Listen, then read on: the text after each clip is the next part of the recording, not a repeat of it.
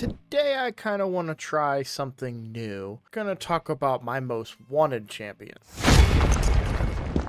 Hello everybody, I'm a Roadblock and this is a Raid Shadow Legends video. So obviously I talked about it in the intro. We're going to talk about something a little different today. I don't see a lot of content creators making a video like this. Maybe it's because you guys don't really care what my favorite or what my most wanted champions are. Here's why I'm thinking about making this video. So everybody wants me to make a tier list. I see that all the time. Hey, make a tier list, make a tier list, make a tier list. Here's the problem with that. I don't have every single champion in the game, right? If I was to make a mythical tier list, I have 6 mythical champions that I could give a reasonable perspective on. Everything else is going to be speculative. It's going to be based on what other people say, and that's not going to be my thoughts and opinions. So I don't really want to do that, right? I really do try to stick to my thoughts and opinions, and I don't always succeed, but I try to block out other stuff when it comes to topics, right? If I see an interesting video from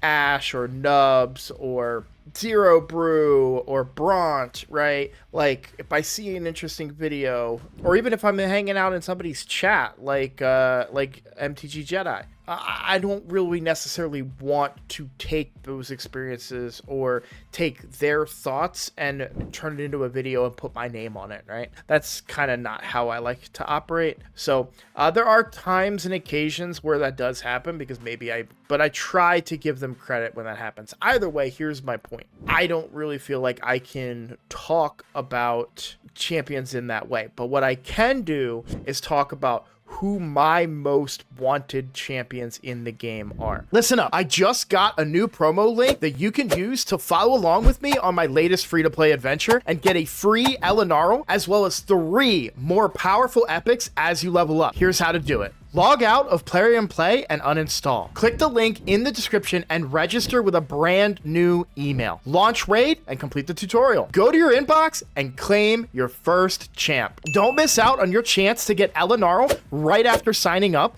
as well as Fayne, Uugo, and Tagoar as you progress through Raid. Click on my link right now and let's crush this together. So we're going to go with 5 most wanted champions at this time, at the time of this recording. I'm going to limit myself to only 1 mythical champion. I'm not going to limit on void legendaries and non-void legendaries because they're probably mostly going to be void. And we're going to kind of wing this. I have a rough outline of who I'm looking for. So let's just jump right into the mythicals here. Wait, why do I even need any mythicals, right? I have Androck. I'm set. I love Androck.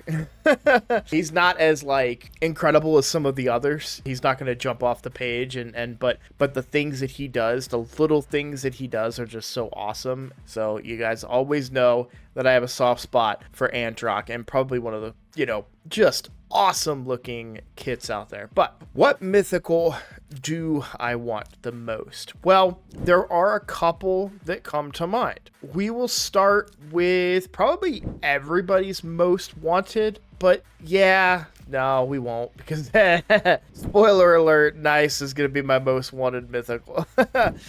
For me, I love Toshiro. I think I just talked about him in a recent video. I love the look.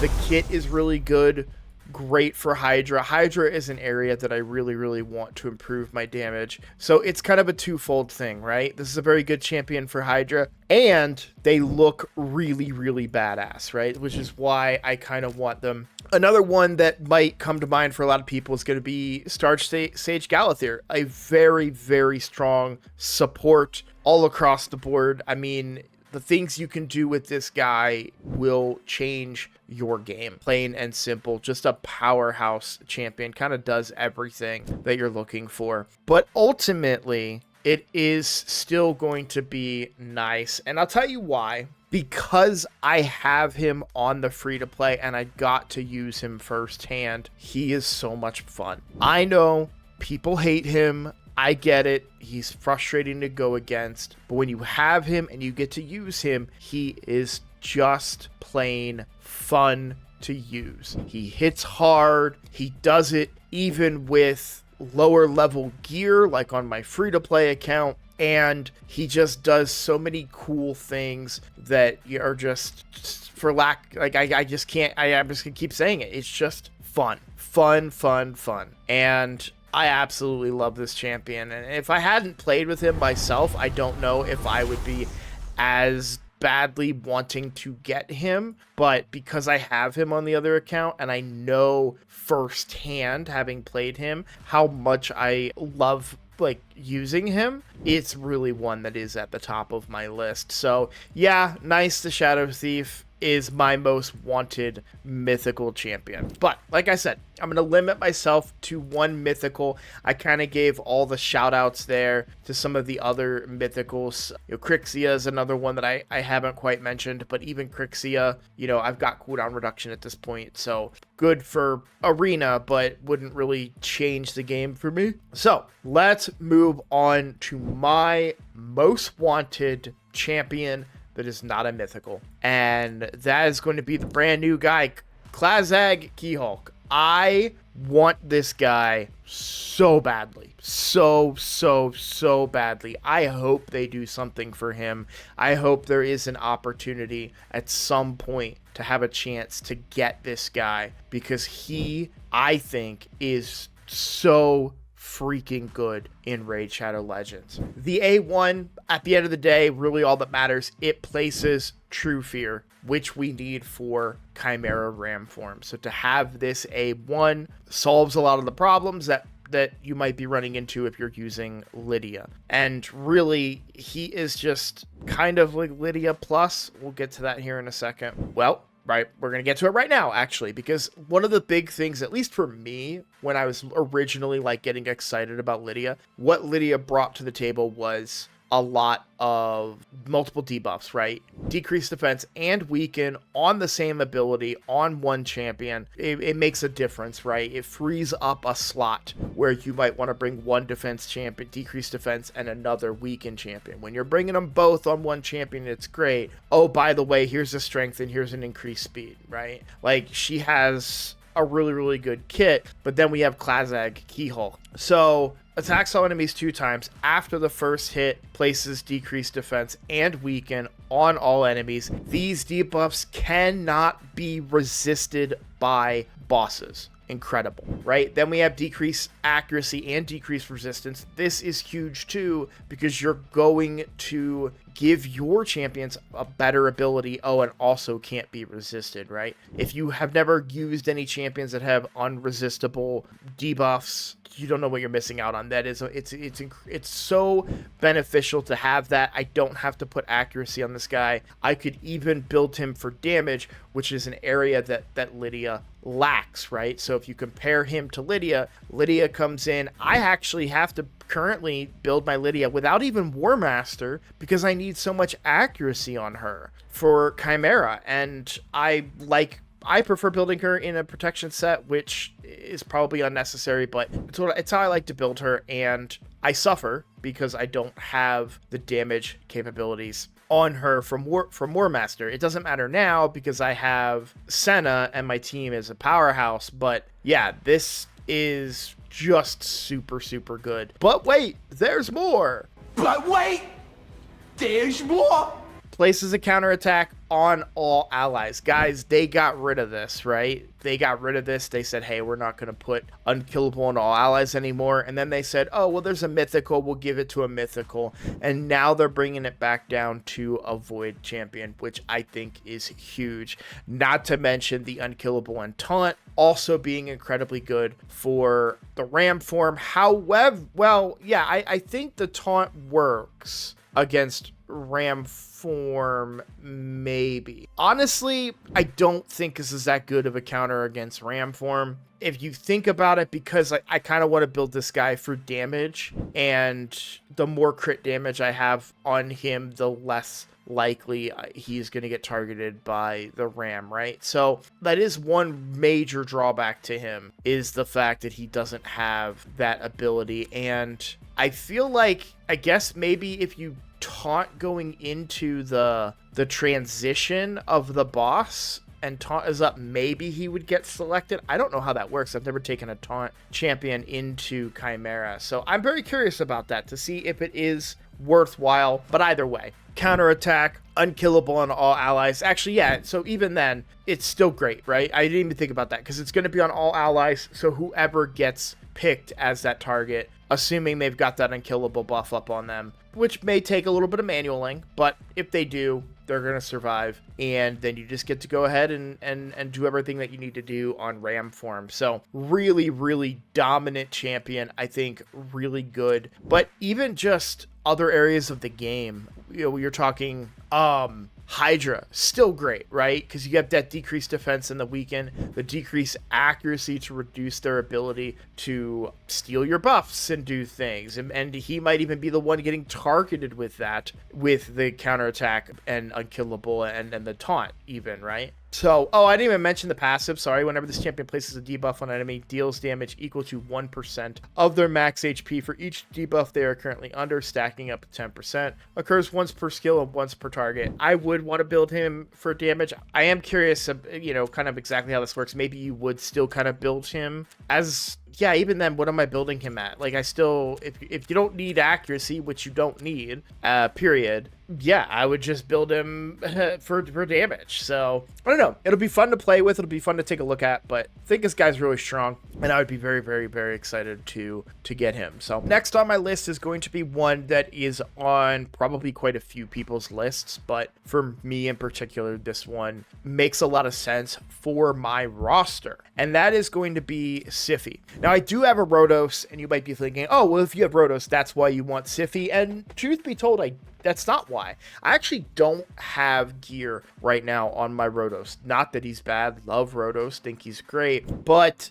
I've moved gear around a lot recently, and I just haven't gotten around to putting gear back onto, or rather rebuilding Rotos in other gear, because I do have some really dominant nukers with high blessing, and that's kind of the stuff that it really comes down to. So if we take a look here at my roster, did I just go right by him? He does have a 5-star blessing, but I have some AoE hitters with 5-star blessings that do really well. The AoE hits really are kind of more the teams that I'm currently focused on and building. So it's not about Rotos for me. Rotos is great. Not saying anything negative about Rotos, but for me, it comes down to my Harima, which is one of my 6-star blessing nukers. Outside of epics, that's my only 6-star blessing nuker. And the reason that it matters so much to me is because Harima is a defense-based nuker. And if we take a look at Siphi's kit, she is to defense-based nukers what Arbiter is to attack-based. So for Siphi, we've got the block debuffs, the turn meter fill, and increased defense and increased speed, right? It's that increased defense that matters to me. Now, granted, 10% turn meter fill isn't a whole heck of a lot, but she does also have a very high base speed, so it's easy to get her to go first. And just, you know, even then, you could even pair her with somebody else that's going to really boost your turn meter up. Maybe even put Arbiter on the same team, or Senna, or some other champion. But the big thing that I run into a lot with my roster, and Harima being my strongest nuker, is the fact that I just don't have that many great increased defense champions. Now, I do have Padrig, right? Padrig does fill by 20% with a cleanse and increased speed, and at the start of his turn would give increased defense to my Harima, right? However, that base speed, it's 112. It's still high, but I really struggle to get that speed out of him. I don't have a revive, and honestly, I've just kind of fallen short on a lot of it. The problem that I have when it comes to Padrig, one, is I don't have a blessing for him, and two, because I use him in other areas of the game, I want him to be in a protection set because he brings a couple buffs that make the team stronger. So, I do, but I've got 2-star blessing. Sorry, that's actually new. I haven't had a blessing on him for a very, very long time, and I just haven't even taken the time to pick it yet. The bottom line is, I do think that Sify would really fill that void for me right now as a speed buffer with block debuffs and increased defense, and she can be built fast, and she has a revive, and she has that irresistible sleep on the A1, which is really good for Sand Devil if I wanted to build a team like that. That's more of a content thing, and it would be fun to pair her with Rotos. So that's kind of where I'm at. So that's one of the reasons why Sify is one of my top 5 most wanted champions. So now we are going to move on to one that I am ashamed to say is my most wanted champion because I wasn't able to do their fusion. That is Tidus. Tidus, if you're not paying attention, Tidus is good everywhere. He destroys every boss in the game. Demon Lord, Hydra, I want to say Chimera. I have the right tools to put around a team made from Tidus, and I have the most wanted relic for a Tidus team. But what I don't have is freaking Tidus. And I could have got him, but I was out of town for the stupid fusion. Can you tell how mad I am? But yeah, like seriously, yeah, Tidus is amazing. He has completely changed the game, redefined everything, and for whatever reason, they are not, apparently not interested in nerfing him. So I am in a particular position now where it's like, yeah, I really want him, don't have him. So he is way up there on my list. I would put him, I kind of forgot about him when I started talking about champions, but yeah, he is way up there on my list, and I would definitely put him in front of Sify. Put him behind Nice, in front of Sify, probably behind the other dude though. Don't get me wrong, Tidus is amazing, but I really like a lot that the new Ogre and Klazag. So I would probably still put Klazag over him as far as what I want right now. Okay, before we get to the last one, I do want to throw a couple of quick honorable mentions of ones that I really want. You know, Feral is one that's up there. I do want to go with a non-void for the last one, so I'm not going to mention Yumiko, who, you know, a lot of people would love. I have Trunda. Yumiko would activate a lot of those teams, but still, I'm okay playing the game without kind of going that route. Arnorn definitely gets a shout out for me because I have Admiral Black Tusk, and he would just kind of round out that team my Black Tusk team pretty well as the damage dealer, and allow me to bring, because right now I have to run 2 damage dealers in the team because Trunda doesn't quite hit hard enough in PvP for me. Maybe that's my build, I'm not sure. But between her and Tholen, I have to bring both of them in order to get the damage that I'm looking for in an all-dwarf team. So he gets a huge shout out. All right, either way, we're gonna move on. It is Fayne. Oh, you know what? Another shout out that's worth it is Othorion as well. Really good block buffs champion for Hydra, of course. I just happen to see him because we're next to Fayne, but Fayne would be my 5th most wanted champion because she activates so much stuff. Really strong champion, kind of outright gets even stronger once you start throwing in different allies. And my Elven roster is kind of weak too, right? Not having Othorion. I do now have Lysandra, but there are definitely some on here that I would like to have. Galathyr, of course, right? But Fayne, just a good champion in general. Opens up a lot of team, activates a lot of teams. And like I said, I wanted to go with a non-void. Feral almost made the cut when it comes to non-voids. But I think Fayne, because she is so hard to get, definitely kind of raises that bar a little bit for me. Yeah, there it is. Those are my 5 most wanted champions. Let me know in the comments what you guys think of this video. You know, I was watching a different content creator the other day in a completely different space, not Raid Shadow Legends. When they were talking, I realized we had a lot of similar approaches to content creation, and a lot of times they have to make a video because they want a video out every day. They go to make a video and they think it's going to be terrible and everybody loves it, right? So who knows, right? This video might do great. This video might do poorly. I won't know until I see the results, but let me know in the comments what you guys think. Like and subscribe if you enjoyed it, and I will see you all in the next one. Take care.